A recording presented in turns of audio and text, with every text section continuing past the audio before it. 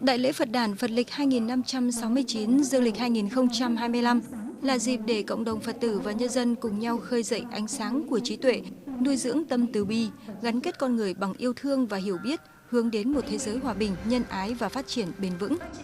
Đại lễ năm nay có ý nghĩa sâu sắc khi diễn ra trong dịp kỷ niệm 50 năm ngày giải phóng miền Nam thống nhất đất nước. Sự kiện là dịp để khẳng định tinh thần Phật giáo luôn đồng hành cùng dân tộc,